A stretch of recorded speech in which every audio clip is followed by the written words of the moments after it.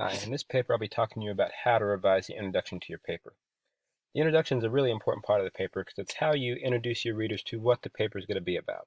And I know this is a really difficult part of the paper to write for a lot of students because it is the beginning.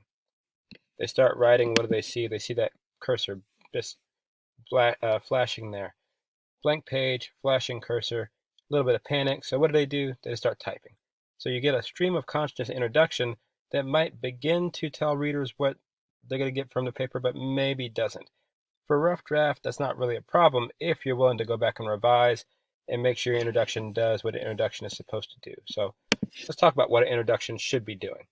The introduction is your way of kind of bringing your readers into the conversation. You've already done research. You understand the main points. You understand how different people are talking about this issue. Your readers may not have that background. So you need to take the time to kind of establish that. What's going on with the issue? Who's impacted by it? Have there been recent events or findings that people can connect with? Your job is to show people why they should care.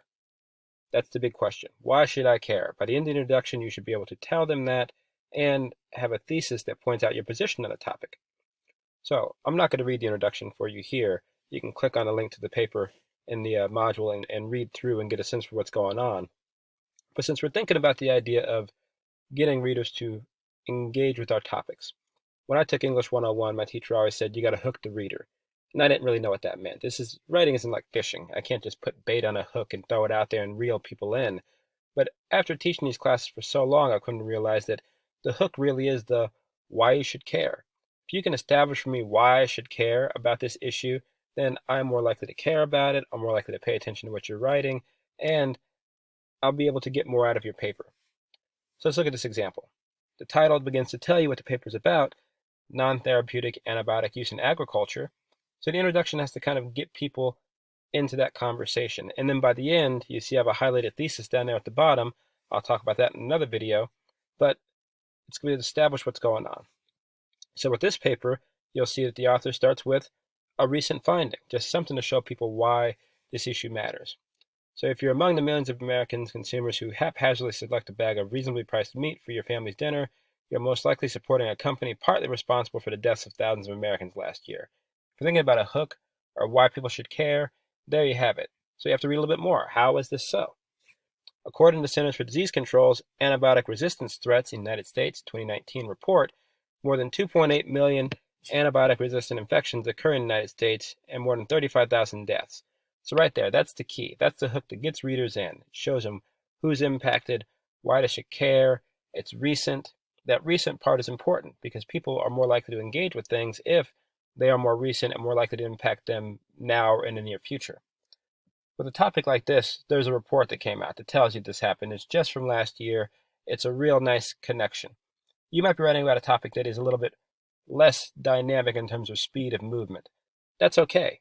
If something happened a year ago or 2 years ago, that's still a perfectly fine way to engage readers to get them thinking about why this issue matters, but you don't want to go back 10 years ago, 20 years ago.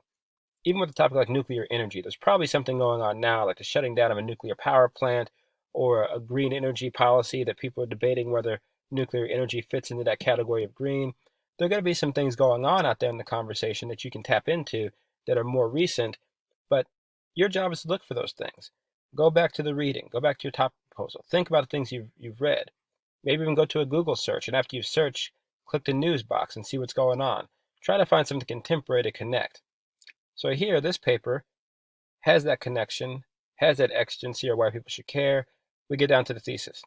The practice of using non-therapeutic levels of antibiotics to promote animal growth must stop, because eating meat grown under these conditions is not only dangerous to our health, but it supports unethical factory farms.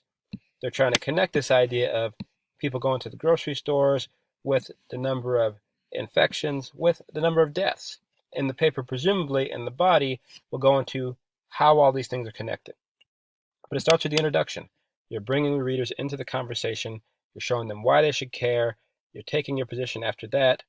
So you're kind of going in this inverse triangle, not really far out, but getting people to think about the issue before gradually moving down to the position you're going to take.